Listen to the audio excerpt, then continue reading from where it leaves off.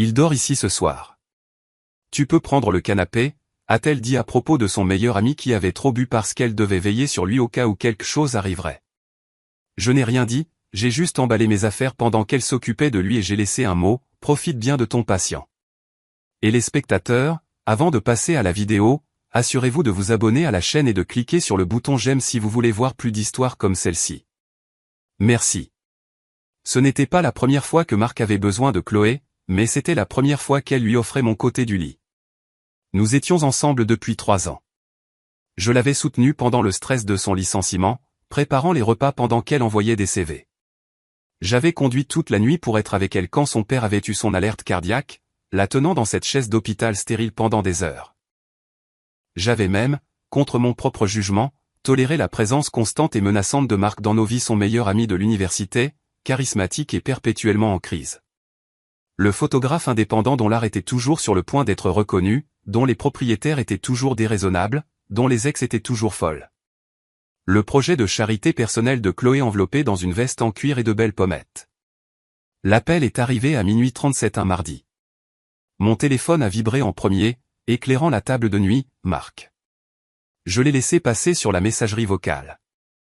1 minute plus tard, son téléphone a elle a sonné. Je l'ai entendu murmurer, le lit bougeant alors qu'elle s'asseyait. Oh, Marc. Non. Où es-tu? C'est tellement. Es-tu en sécurité? Un sentiment familier et lourd s'est installé dans mon ventre. J'ai fixé le plafond. Elle a raccroché et s'est tournée vers moi dans l'obscurité teintée de bleu. Je pouvais voir l'inquiétude démonstrative gravée sur son visage. C'était Marc. Il est au bar. Il dit qu'il a beaucoup trop bu pour conduire et il ne peut pas se payer un Uber jusqu'à chez lui. Alors, il prendra un taxi, ai-je dit, la voix plate de sommeil. Ou il dormira dans sa voiture. C'est un homme de 30 ans, Chloé. Il est bouleversé, Alex. Son exposition en galerie a été un désastre ce soir. Rien ne s'est vendu. Il est dévasté. Elle repoussait déjà les couvertures. Je lui ai dit de venir ici. Je me suis assis. Ici? Pourquoi? Parce qu'il a besoin d'un ami. Il ne peut pas être seul en ce moment. Il peut dormir sur le canapé, ai-je dit. La ligne que nous avions établie est maintenue pendant 2 ans. Elle était maintenant hors du lit, sortant un oreiller supplémentaire et la couverture en polaire grise du placard à linge. Elle ne me regardait pas. Ce n'est pas bon pour lui d'être sur le canapé. Il a besoin d'un vrai repos. Il est émotionnellement fragile. Une clarté froide a commencé à percer le brouillard de l'agacement. Où est-il censé dormir? Alors elle a enfin croisé mon regard, serrant l'oreiller contre sa poitrine comme un bouclier. Il dort ici ce soir. Tu peux prendre le canapé. Les mots restèrent suspendus dans l'air, absurdes et offensants. J'ai laissé échapper un court rire incrédule. Tu plaisantes. Ne sois pas sans cœur. Il a besoin que quelqu'un veille sur lui au cas où quelque chose arriverait. Et s'il tombe malade? S'il fait une crise d'angoisse? Tu sais comment il est. Veiller sur lui dans notre lit? L'accent sur notre semblait pathétique au moment même où je le disais. Ce n'est pas comme ça, Alex. Elle a levé les yeux au ciel, le dédain ultime. Dieu, pourquoi es-tu toujours aussi peu sûr de toi à son sujet? Si tu m'aimais vraiment, tu comprendrais. Je suis juste une bonne amie. Il n'a personne d'autre. C'était là. La logique tordue. Ma limite était de l'insécurité. Mon inconfort était un échec de l'amour. Sa priorité pour un autre homme était une noble compassion. Et si tu m'aimais vraiment, ai-je dit, ma voix plus basse maintenant, d'un calme dangereux, tu ne me demanderais pas de quitter mon propre lit pour un autre homme. Elle s'est raidie. Le masque de l'inquiétude a vacillé, révélant un éclair d'impatience, une frustration que je ne joue pas mon rôle assigné dans son drame. Je ne te demande pas de quitter ton lit. Je te demande d'être compréhensif pour une nuit afin d'aider quelqu'un qui souffre, mais je suppose que c'est trop te demander. Elle s'est tournée vers la porte de la chambre, prête à aller attendre son oiseau blessé dans le salon. Eh bien, je te le demande. Alors, qu'est-ce que ce sera? Je n'ai pas répondu. Je l'ai juste regardé partir. La porte d'entrée s'est ouverte 20 minutes plus tard. J'ai entendu sa voix pâteuse, trop forte, et elle qui lui demandait de se taire, un petit rire dans le ton qu'elle n'avait jamais pour mes jours difficiles. J'ai entendu le traînement des pieds, le bruit sourd d'un sac. Je me tenais dans l'ombre de l'embrasure de notre chambre. La scène dans le salon était un tableau écœurant. Marc était affalé dans le fauteuil, l'image parfaite de l'artiste tragique. Chloé était agenouillée à côté de lui, posant un verre d'eau sur la table basse. J'ai juste l'impression d'être un tel raté, Chlo, a-t-il marmonné, passant une main dans ses cheveux. Tu n'es pas un raté. Ton travail est brillant. Le monde n'est juste pas prêt. Sa main était sur son bras. Allez, on va t'installer. Elle l'a aidé à se lever. Il s'appuyait lourdement sur elle, plus que nécessaire. Alors qu'il se dirigeait vers le couloir, vers notre chambre, ses yeux ont glissé par-dessus son épaule et ont croisé les miens dans la pénombre. Il n'y avait aucun flou d'ivrogne dans ce regard. C'était clair, tranchant et débordant de triomphe.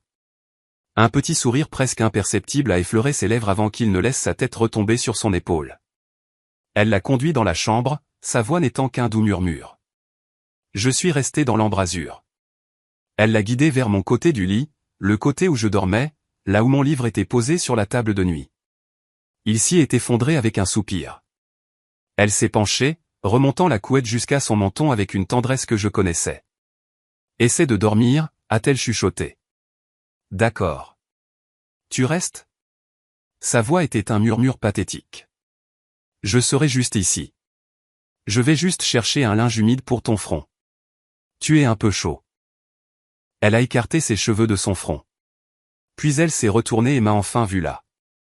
Son expression n'a pas changé pour de la culpabilité ou des excuses, elle s'est durcie en défi. Voilà ce qu'une bonne personne fait silencieux. Elle est passée devant moi sans un mot, se dirigeant vers la salle de bain. Le message était clair. La décision était prise. Je pouvais soit aller dormir sur le canapé dans ma propre maison, acceptant ma rétrogradation, soit faire une scène. J'ai enfin compris, ce n'était pas à propos de Marc. C'était mon examen final, un test de combien de manque de respect j'emballerais sous le nom d'amour, à quel point j'étais prêt à devenir petit pour m'intégrer dans la vie qu'elle construisait, où elle était l'héroïne sainte et moi le soutien loyal et sans visage. Et Marc ? Marc était l'éternelle demoiselle en détresse, un rôle qui lui garantissait son attention exclusive pour toujours. Elle est revenue avec le linge, sa concentration entièrement portée sur son patient. Je me suis détourné et je suis parti. Le canapé n'avait aucun attrait. L'idée de m'allonger là, écoutant le silence de ma propre chambre où elle s'occupait d'un autre homme, était une sorte d'humiliation spéciale pour laquelle je refusais d'être volontaire. Un calme étrange et électrique s'est installé en moi.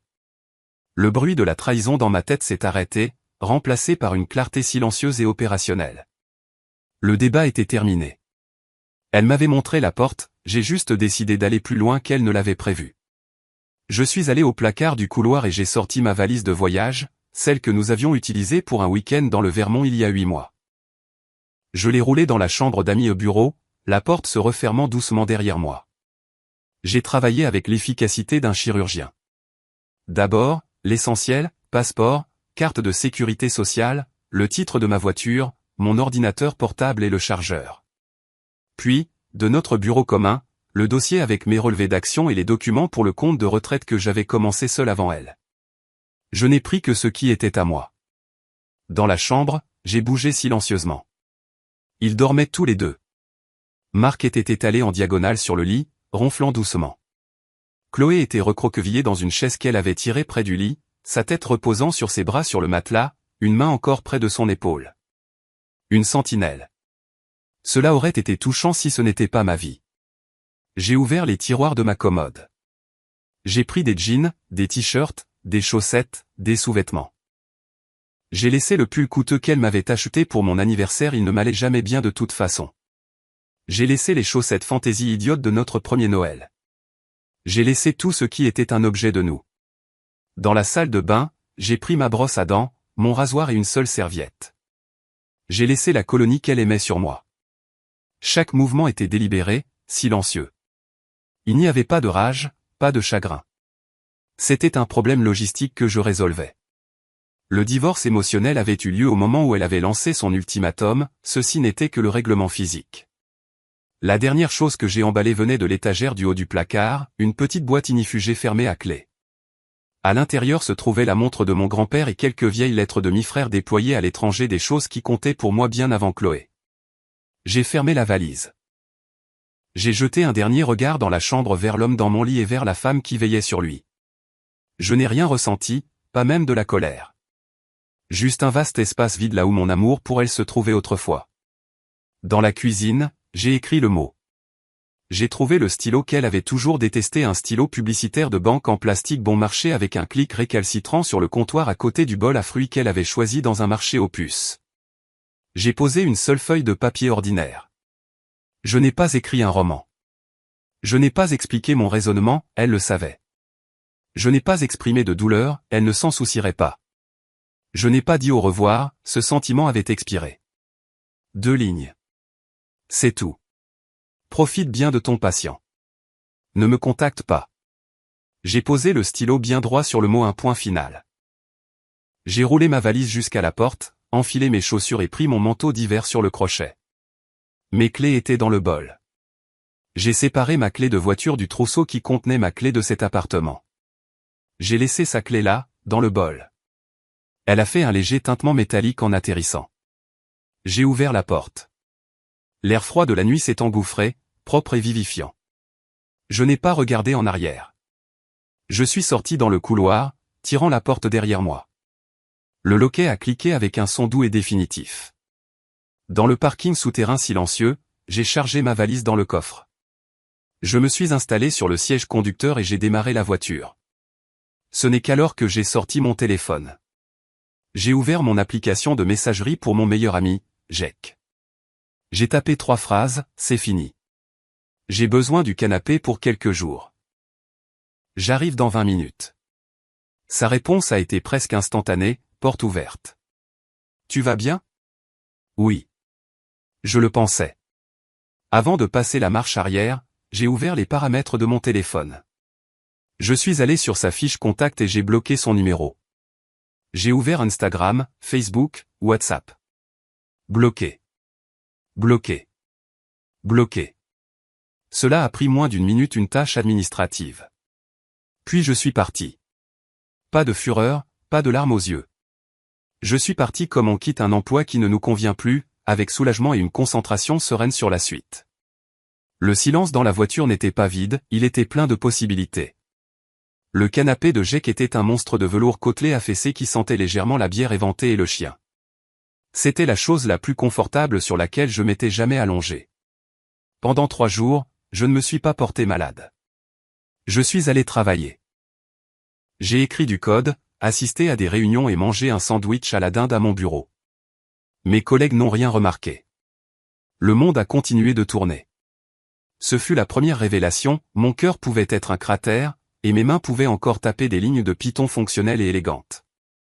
La vie était compartimentée d'une manière que je n'avais jamais appréciée. Je n'ai pas expliqué grand-chose à Jack. Le premier soir, autour d'une bière qu'il m'a fourrée dans la main, j'ai juste dit, elle a choisi, alors je suis parti. Il connaissait l'existence de Marc. Son visage s'est assombri. Qu'est-ce qu'elle a fait, Alex? Ça n'a pas d'importance, ai-je dit, et je le pensais. Raconter la blessure donnait l'impression de lui donner du pouvoir, de la laisser sortir du récipient scellé que j'avais construit pour elle dans mon esprit. C'est fini. Il a trinqué sa bouteille contre la mienne. D'accord. Le canapé est à toi aussi longtemps que tu en as besoin. Le silence chez Jack était différent. Ce n'était pas le silence tendu et d'attente de l'appartement dans les semaines précédant cette nuit-là, où je marchais sur des œufs en me demandant quand la prochaine urgence Marc allait faire dérailler nos plans. C'était un silence neutre, une toile blanche. C'était le mien. Mon téléphone était une brique. Aucune notification à part les emails de travail et Jack me demandant si je voulais une pizza. Je l'avais bloqué partout, mais le cordon ombilical numérique avait des membres fantômes. Je me surprenais à le regarder, une mémoire musculaire de l'anxiété, attendant le SMS qui s'excuserait ou, plus probablement, exigerait quelque chose. L'absence de cette appréhension était un soulagement physique, comme de poser un poids lourd que je portais depuis des années. Jack est devenu mon fil d'actualité malgré lui. Le 4e matin, il a fait glisser son téléphone sur le comptoir du petit déjeuner. Elle m'envoie des messages maintenant. J'ai regardé une capture d'écran d'un message de Chloé pour lui, Jack, est-ce qu'Alex est avec toi? S'il te plaît, dis-lui de m'appeler. C'est ridicule. J'ai repoussé le téléphone. Tu n'as pas à être l'intermédiaire. Dis-lui ce que tu veux. Je lui ai dit que tu étais vivant et que c'était tout ce qu'elle avait besoin de savoir. Il fit une pause. Elle a répondu, il va vraiment jeter 3 ans pour un seul malentendu? Un malentendu. Le mot était si délibérément petit, si insultant de réductionnisme. Il recadrait son choix calculé et ma limite finale comme une simple erreur de communication. Je ne ressentais rien d'autre qu'un mépris léger et lointain. Ne réponds pas, ai-je dit. La tentative a changé. Plus tard ce jour-là, une autre capture d'écran, Marc est parti ce matin. Tu es content maintenant? Est-ce qu'on peut s'il vous plaît parler comme des adultes? Puis ce soir-là, je ne vais pas supplier, Alex. Mais tu es puéril. Rentre à la maison pour qu'on puisse en discuter. Tu exagères complètement les choses. Chaque message était un chef-d'œuvre de non-excuse. Il contenait des accusations sur ma gestion émotionnelle, tu exagères, puéril, une déclaration que la menace perçue était partie, Marc est parti, et une demande pour mon retour à la table des négociations, une table où, historiquement, j'étais le seul à avoir jamais cédé. Je ne me sentais pas en colère en les lisant. Je me sentais comme un biologiste observant le comportement prévisible d'une espèce. Elle ne comprend pas, a marmonné Jake, en secouant la tête. Elle pense que c'est une dispute que vous avez. Elle ne réalise pas que la guerre est finie. Il avait raison. Il n'y avait pas de guerre. J'avais abandonné le terrain. Je n'avais plus aucun intérêt pour ce territoire. La semaine suivante, j'ai utilisé ma pause déjeuner pour trouver un appartement, un studio moderne et stérile dans un immeuble avec une salle de sport et un concierge. Il n'avait pas d'histoire, pas de souvenirs dans les murs. J'ai signé un bail de 12 mois. Quand le gestionnaire immobilier m'a demandé pourquoi je déménageais, j'ai dit, pour un changement de décor. C'était la vérité. J'ai emménagé avec une valise, un matelas gonflable et une seule chaise. Le vide était luxueux. J'ai commencé à reconstruire une routine qui n'avait rien à voir avec elle. Je me suis inscrit à une salle d'escalade en ville. L'effort physique était une brûlure pure qui vidait l'esprit. J'ai repris contact avec 2 amis de l'université dont je m'étais lentement éloigné parce que Chloé les trouvait toujours un peu immatures. Nous sommes allés à une soirée quiz et avons fini bon dernier, riant tout le long. Jake me tenait au courant, ses rapports devenant une comédie morbide. Une amie commune, Sarah, a croisé Chloé et Marc dans un endroit branché pour un brunch. Elle a dit qu'ils étaient intimes, a rapporté Jake, en faisant des guillemets avec ses doigts, genre partage de pancakes intimes. Chloé a posté un Instagram quelques jours plus tard. Il m'a montré une photo d'eux sur un sentier de randonnée rocheux, la ville s'étendant en dessous. Chloé portait de nouveaux vêtements de sport coûteux, rayonnantes. Marc était derrière elle, ses mains sur ses épaules, regardant l'appareil avec une intensité ténébreuse. Je suis sûr qu'il avait répété la légende, quand on trouve enfin quelqu'un qui apprécie votre côté aventurier. Lever de soleil sur les montagnes. Nouveau départ, passe de compromis. Je l'ai regardé. Le passe de compromis était le poignard, le marquage public de toute notre relation comme étant son compromis. Le récit était clair, Alex, le stable et fiable, était le compromis ennuyeux et sûr. Marc, l'homme en crise et profiteur, était l'aventure. J'ai pensé aux 2 vacances que nous avions annulées parce que Marc avait une crise de créativité et avait besoin de Chloé. Je me suis souvenu des innombrables week-ends passés à écouter ses problèmes autour de cocktails coûteux que je payais généralement. L'ancien moi aurait ressenti une pointe de jalousie, d'insuffisance. Le nouveau moi a ressenti une compréhension profonde, presque pitoyable. Elle ne choisissait pas un homme meilleur, elle choisissait une meilleure histoire, une histoire où elle était la sauveuse passionnante, pas la partenaire d'une vie calme et égale. L'ascension vers ce panorama montagneux s'était probablement terminée par elle conduisant, payant l'essence, et l'écoutant se plaindre de ses ampoules. J'ai rendu le téléphone à Jake. Tant mieux pour eux. Tu n'es pas fâché? À quoi bon? Ai-je dit. C'est quelqu'un que j'ai connu. Ces légendes Instagram ne sont pas mon souci. Ce fut la 2e révélation, l'indifférence n'est pas une émotion que l'on ressent, c'est l'absence de toutes les autres. C'est le silence. Le karma n'est pas arrivé avec des coups de tonnerre. Il s'est infiltré, calme et inévitable, comme l'eau trouvant des fissures dans une fondation. C'était un mardi soir, environ 3 semaines après mon départ. J'assemblais une étagère en kit pour mon nouvel appartement, un tournevis à la main, un podcast jouant doucement en arrière-plan. Mon téléphone a vibré sur le sol, Jake. Je l'ai mis sur haut-parleur. Salut, quoi de neuf? Sa voix était un mélange de choc et de satisfaction sombre. Tu ne vas pas me croire. Sarah vient de m'appeler. Marc a été arrêté. J'ai fait une pause, le tournevis en suspens. Continue. Vol à l'étalage. Apparemment, il est sorti d'un magasin de photos haut de gamme en ville avec un objectif valant environ $2000 caché dans sa veste. Les images de surveillance étaient limpides. L'idiot n'a même pas mis de chapeau. Je me suis remis à visser. Ah. Ce n'est pas tout, a continué Jake, son excitation grandissant. Quand les flics ont cherché sur lui, ça a ouvert tout un dossier. Le gars a des dettes partout. Il a emprunté de l'argent à environ 5 personnes différentes avec la même histoire larmoyante, les fonds sont bloqués, j'attends le paiement d'un gros client.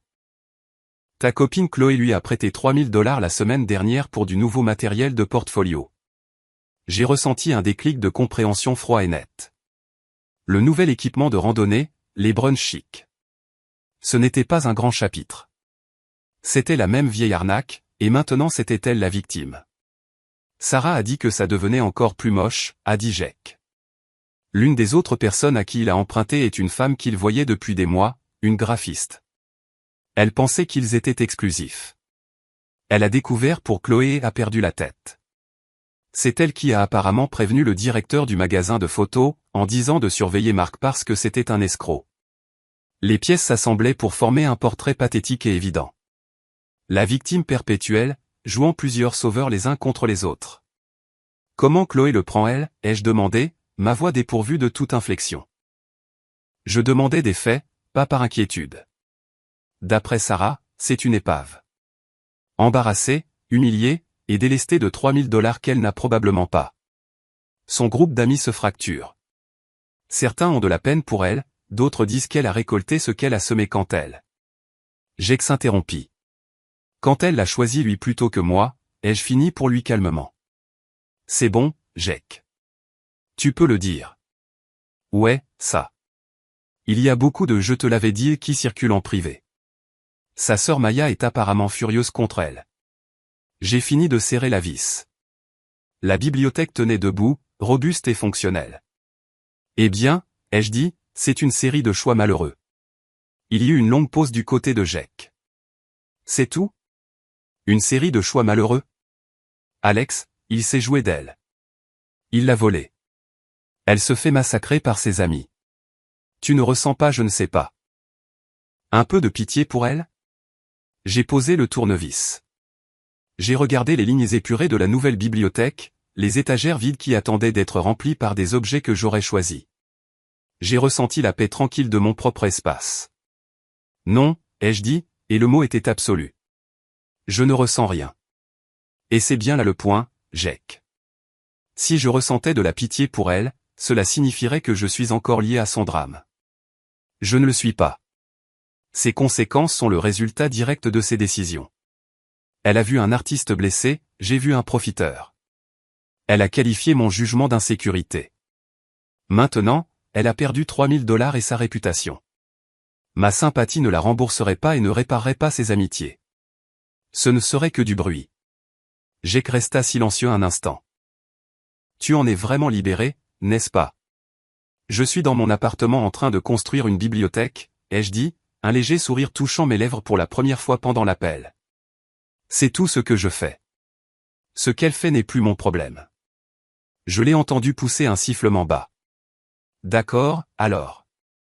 Je pensais juste que tu voudrais savoir. Je l'apprécie, ai-je dit, et c'était vrai. C'était une information, un post-scriptum à un livre fermé. Mais tu peux arrêter les mises à jour maintenant. Vraiment, c'est fini. Nous avons raccroché.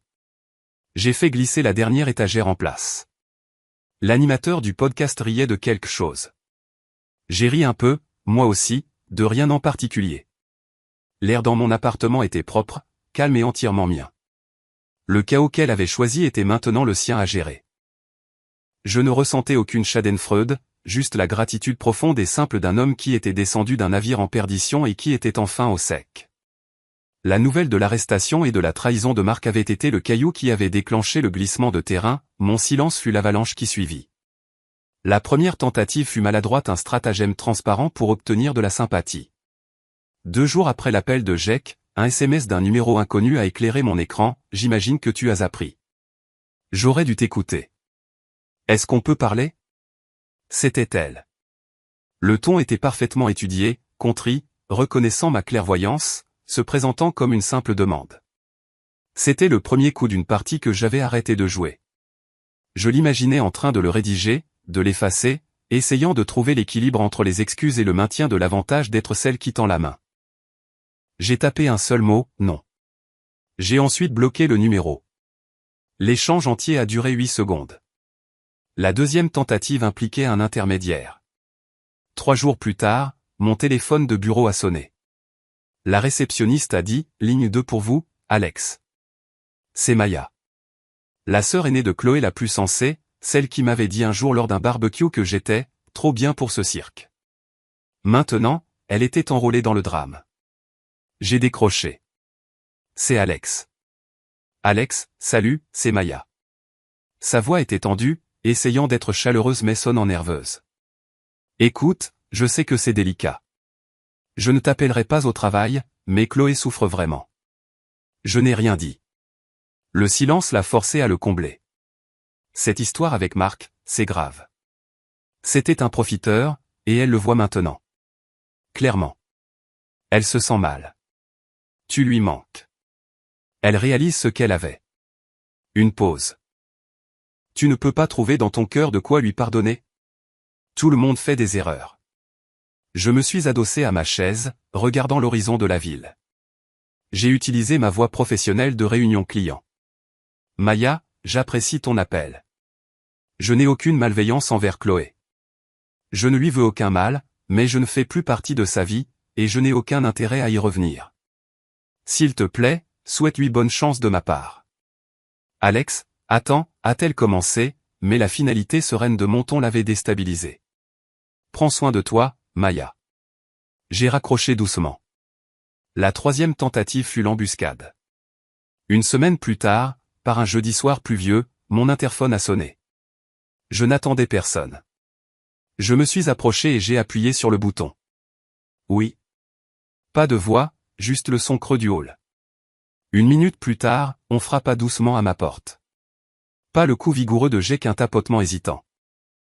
Un soupçon glacial s'installa en moi. J'ai regardé par le Judas. Chloé était là, trempée. Ses cheveux étaient collés à son visage, du mascara coulait sous ses yeux. Elle semblait plus petite, plus jeune, totalement vaincue. Elle serrait son téléphone comme une bouée de sauvetage. La performance était digne d'un Oscar, mais la misère réelle dans ses yeux n'était pas un jeu. C'était la conséquence, brute et sans montage. Je suis resté immobile pendant 30 secondes complètes. J'aurais pu ne pas répondre. J'aurais pu être le fantôme. Mais une partie de moi, la partie qui avait besoin de cimenter ma propre liberté, de regarder le passé dans les yeux et de ne rien ressentir, a voulu ouvrir la porte. Pour entendre le script qu'elle avait préparé, et pour lui refuser la réplique finale. J'ai tourné le verrou et ouvert la porte juste assez pour la voir entièrement. L'air humide et froid du couloir s'est engouffré. Ses yeux se sont agrandis, un espoir désespéré les envahissant. Alex, s'il te plaît. Juste 5 minutes. Tu ne devrais pas être ici, Chloé. Je t'ai demandé de ne pas me contacter. Je sais. Je sais que j'ai déconné. J'ai été stupide. Les mots sortaient dans un élan répété. Marc. Il m'a pris de l'argent. Il a menti sur tout. Il voyait quelqu'un d'autre tout ce temps. Elle s'étouffa dans un sanglot. Tout ce que tu as dit sur lui était vrai. J'ai attendu. Je n'ai pas proposé de mouchoir. Je ne me suis pas écarté pour la laisser entrer à l'abri de la pluie. Je suis juste resté là, une sentinelle polie à la frontière de ma nouvelle vie. C'est malheureux, ai-je dit, d'une voix monocorde. Malheureux? Elle recula comme si je l'avais frappée. Le script de la victime vacillait. C'est tout ce que tu as à dire? Il m'a volé, Alex. J'ai perdu 3000 $. Mes amis se moquent de moi. Tu devrais porter plainte, ai-je dit, offrant la solution logique et impersonnelle. C'est une affaire pour les autorités. Son visage se décomposa. La colère fut engloutie par un besoin plus frénétique. Je ne veux pas porter plainte. Je te veux, toi. Je veux qu'on se retrouve. Je comprends tout maintenant. J'étais aveugle. Je t'ai pris pour acquis. Il n'y a pas de nous, Chloé, ai-je dit.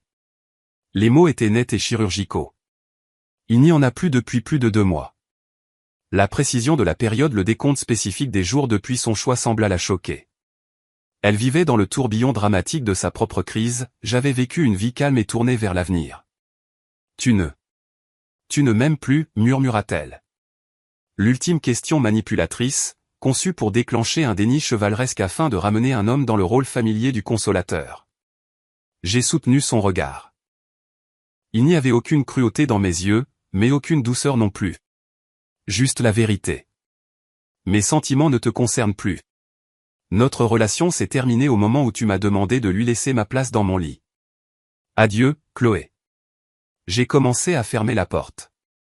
Attends. Elle poussa sa main contre le battant. Le désespoir devint tranchant, laid. C'est donc ça? Après 3 ans, j'ai droit à un adieu dans un couloir? Tu es tout aussi froid que ce que tout le monde disait. Je me suis arrêté, la porte encore entr'ouverte. Je n'ai pas réagi à l'insulte. Je lui ai simplement jeté un dernier regard mesuré. Alors ce devrait être un soulagement que tu sois débarrassé de moi. Porte plainte, Chloé. Prends soin de toi.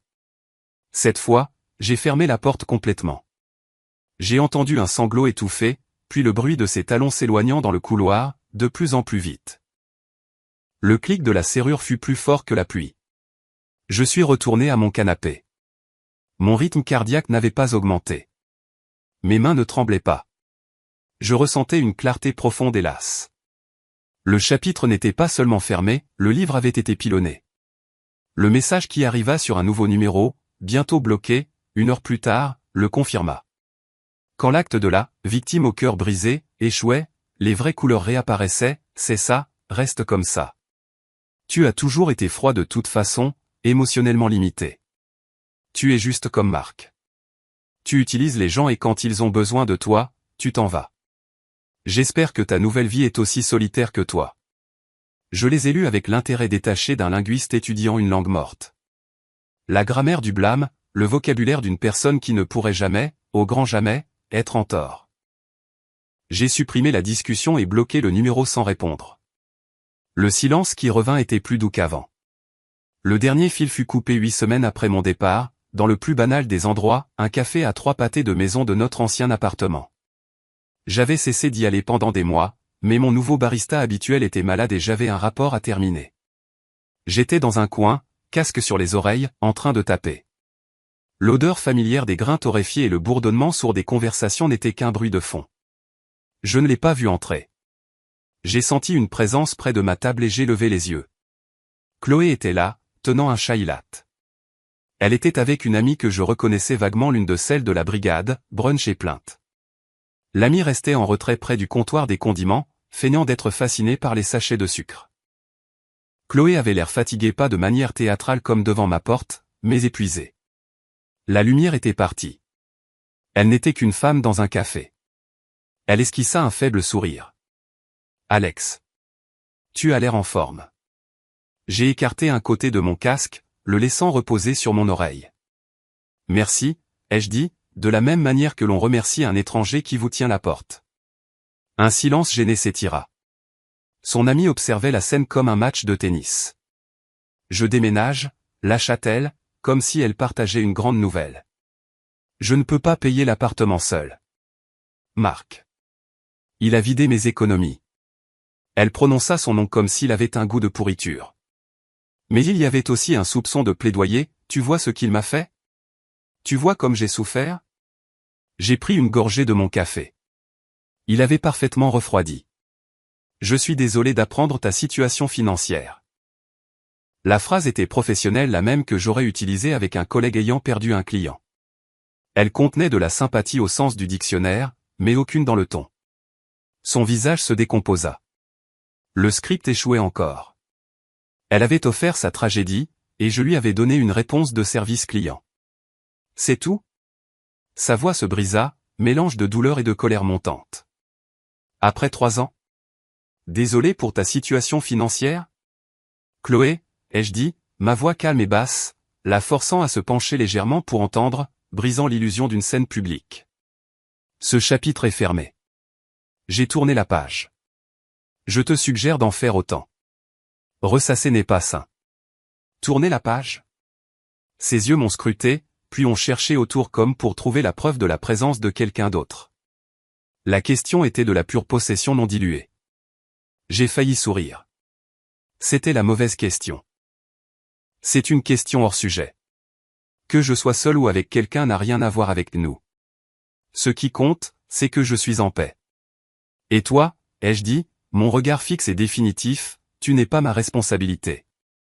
Ni tes sentiments, ni tes finances, ni ton rétablissement. Elle me fixa, les lèvres entr'ouvertes. La vérité était une pilule qu'elle ne pouvait pas avaler. Je n'étais pas son plan de secours. Je n'étais pas son public pour son repentir. J'étais une porte fermée. Tu ne m'as jamais aimé, n'est-ce pas, murmura-t-elle, la dernière arme de son arsenal, conçue pour blesser. Je n'ai pas bronché. Je lui ai donné la réponse honnête et dévastatrice. Je t'ai aimé, plus que tu ne l'as compris. Mais l'amour exige le respect. Tu m'as montré exactement où je me situais, alors je me suis situé ailleurs. J'ai fait un geste vague vers l'espace autour de moi, le café, la ville au-delà, tout mon nouveau monde. Quelque part de mieux. La finalité de la chose, la logique simple et inattaquable, sembla la vider. Tous les arguments, les justifications, les reproches moururent dans sa gorge. Il n'y avait rien à combattre car je ne me battais pas, j'énonçais simplement des faits. J'ai vu le moment où elle a vraiment compris. Ses épaules se sont affaissées. La performance a pris fin. Ce qui restait n'était qu'une femme triste et épuisée face aux conséquences immuables de ses propres choix. Prends soin de toi, Chloé, ai-je dit, mon ton ferme mais pas méchant. C'était un congé, mais définitif. Vraiment. J'ai remis mon casque sur mon oreille, pris mon café et me suis levé. J'ai fait un léger salut poli de la tête pas à elle, mais à son ami, toujours en train de loucher sur les sucres. Puis j'ai marché vers la porte où mon collègue Ben entrait tout juste, en me faisant signe. Désolé pour le retard, a dit Ben. La circulation était un cauchemar. Pas de problème, ai-je dit en poussant la porte. J'ai pris de l'avance sur le rapport. Trouvons une table. Alors que la porte se refermait derrière nous, je n'ai pas regardé en arrière. Je ne me suis pas demandé ce qu'elle faisait. Je n'ai ressenti ni élan de victoire ni pitié. J'ai juste senti l'air frais de l'automne sur mon visage et le poids plaisant du travail à venir avec un ami. Le dernier fil était coupé. Cela ne fit aucun bruit. Merci d'avoir regardé. N'oubliez pas de vous abonner à la chaîne et de cliquer sur le bouton j'aime. Que pensez-vous de cette histoire? Partagez vos impressions dans les commentaires.